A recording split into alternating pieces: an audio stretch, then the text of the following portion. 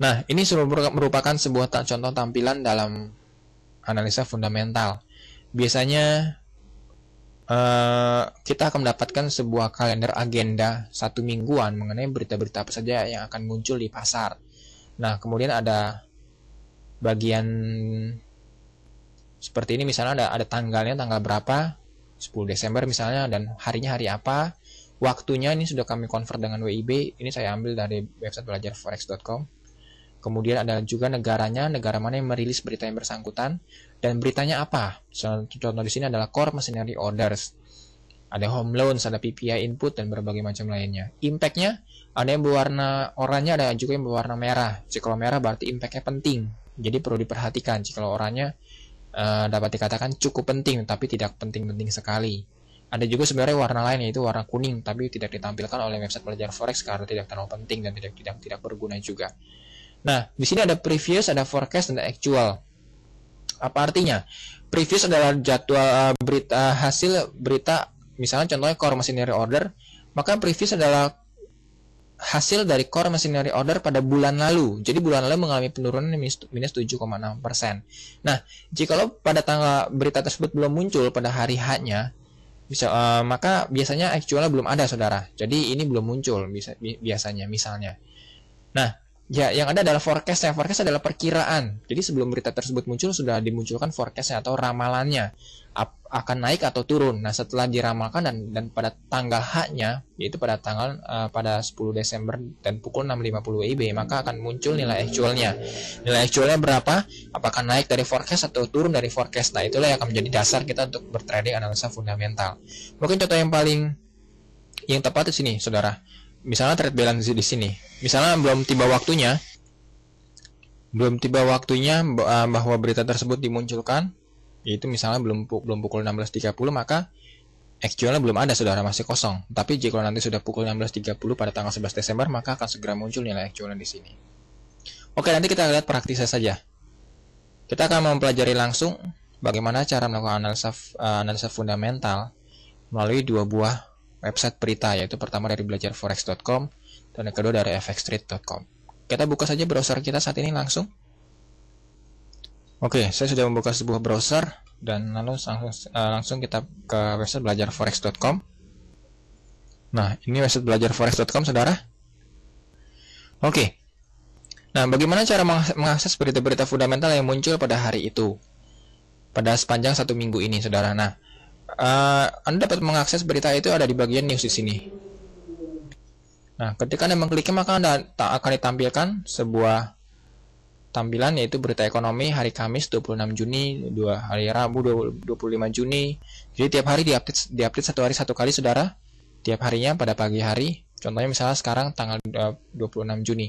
Pada saat tutorial ini dibuat, saya membuatnya pada tanggal 27 Juni 2008. Pada pukul 12:20 pagi hari. Jadi saya klik saja yang tanggal 26 Juni sebagai contoh. Nah, tampilan beritanya seperti yang telah kita lihat di contoh, saudara, adalah seperti ini. Jadi misalnya sebuah berita yang belum muncul, katakanlah misalnya berita tanggal 27, yaitu pada hari tanggal 27 nanti pada pukul 5.45, saudara. Ini sudah dalam WIB. Kalau Anda tinggal di Indonesia bagian tengah, tambahkan 1 jam. Anda tinggal di Indonesia bagian timur, tambahkan 2 jam, saudara. Pada tanggal 27 Juni, hari Jumat, pukul 5.45 WIB, akan muncul berita dari New Zealand atau NZD, New Zealand Dollar, saudara, mengenai GDP atau Gross Domestic Product, Q per Q. Q adalah artinya quarter, saudara, atau per 3 bulan. Nah, saudara, per 3 bulan untuk berita Gross Domestic Product dari Selandia Baru atau New Zealand. Nah, pada kuartal sebelumnya nilai Gross Domestic Product adalah 1%.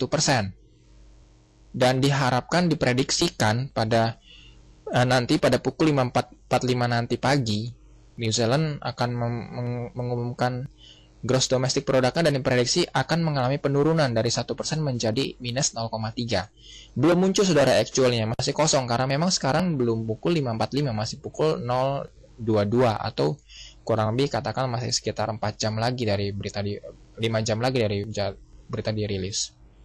Nah, sebagai seorang analis fundamental, Anda mutlak perlu mengetahui bagaimanakah efeknya GDP terhadap sebuah pergerakan mata uang di negara yang bersangkutan. Kalau Anda masih bingung, saudara, kami telah menyiapkan bantuannya di sini. Di sini ada lambang yang seperti lampu.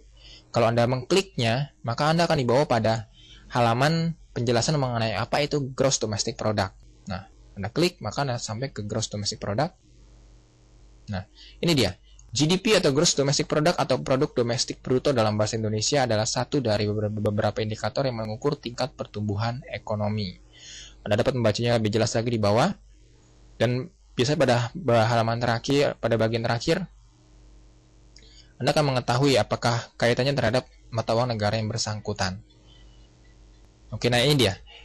Saya bacakan misalnya dari bagian title belajar forex says, seringkali berita fundamental forex hanya memaparkan besaran persentase dari GDP. Biasanya nilainya kurang sama atau melebihi dari data yang sudah dirilis pada periode sebelumnya.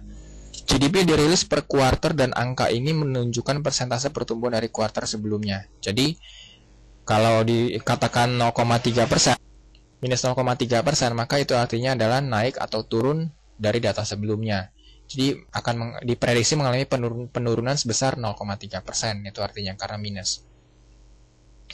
Nah, jika GDP naik dibandingkan dengan data pada periode sebelumnya, maka nilai mata uang negara yang bersangkutan cenderung mengalami kenaikan, saudara. Nah, ini perlu digarisbawahi. Jadi kalau GDP naik, maka nilai mata uang negara bersangkutan akan mengalami kenaikan. Hal ini disebabkan karena GDP menggambarkan nilai seluruh transaksi suatu negara secara umum. Jika siklus transaksi perekonomian stabil, maka dapat dipastikan perekonomian akan berjalan dengan lancar. Sentimen positif ini dapat memicu kenaikan nilai mata uang lokal. Nah, baiknya seterusnya. Kalau Anda membaca lebih lanjut, maka terus saya persilakan untuk membacanya. Ini ada pada section analisa fundamental dalam belajar forex. Anda dapat mengaksesnya, nanti akan saya tunjukkan. Baik, kita kembali dulu ke tabel. Berarti dengan demikian, kalau GDP-nya mengalami kenaikan, maka mata uang New Zealand akan mengalami penguatan. Nah, saudara jangan bingung ya. Kalau Anda bertrading NZD USD, maka grafiknya akan bergerak naik ke atas kalau NZD-nya menguat, saudara. Saya ulang, kalau Anda bertrading NZD USD atau New Zealand US Dollar, jikalau New Zealand-nya mengalami penguatan, maka grafik akan bergerak naik ke atas. Itu artinya Anda dapat melakukan aksi open buy sebelum harga mengalami kenaikan. Nah, di sini yang terjadi adalah dari 1% diprediksikan akan mengalami penurunan dari 1 ke minus 0,3. Jadi turun sebesar 1,3%, saudara. Cukup jauh, bukan? Nah, dengan demikian berarti diprediksikan NZD USD akan mengalami penurunan juga. Artinya grafiknya bergerak turun atau Anda dapat melakukan aksi open sell di sini. Nah, kalau begitu, kalau Anda hendak bertrading berdasarkan titik forecast ini, maka silakan lakukan open sell sebelum berita dirilis. Jadi, istilah dapat dikatakan Anda melakukan entry before the news atau before the news release. Jadi pada sebelum berita diumumkan. Atau ada juga beberapa orang yang melakukan aksi trading pada saat jam berita tersebut diumumkan. Jadi karena di sini dikatakan akan dirilis pada pukul 5.45 WIB. Nah, saudara perlu Anda pahami di sini bahwa forex trading tidak mengenal istilah jam karet. Kalau mereka mengatakan akan dirilis pukul 5.45 WIB, maka itu adalah tepat, tidak selisih 1 menit pun. Bahkan tidak selisih 1 detik pun dari jam yang telah dirilis. Jadi kalau mereka katakan 5.45, maka itu akan tepat 5.45 GDP akan diumumkan oleh pemerintahan yang bersangkutan. Jadi penting sekali Anda memastikan bahwa jam komputer Anda sudah terkalibrasi dengan baik. Jika Anda belum tahu bagaimana cara mengkalibrasi, cukup pada bagian kanan bawah dari Windows Anda double klik saja dan Anda masuk ke bagian Internet Time. Sebelumnya masuk ke bagian time zone, sesuaikan dengan jam waktu Anda. Kalau Anda tinggal di Indonesia bagian barat, maka pilihlah GMT plus 7, yaitu Bangkok, Hanoi, Jakarta. Kalau Anda tinggal di Indonesia bagian tengah, maka GMT plus 8.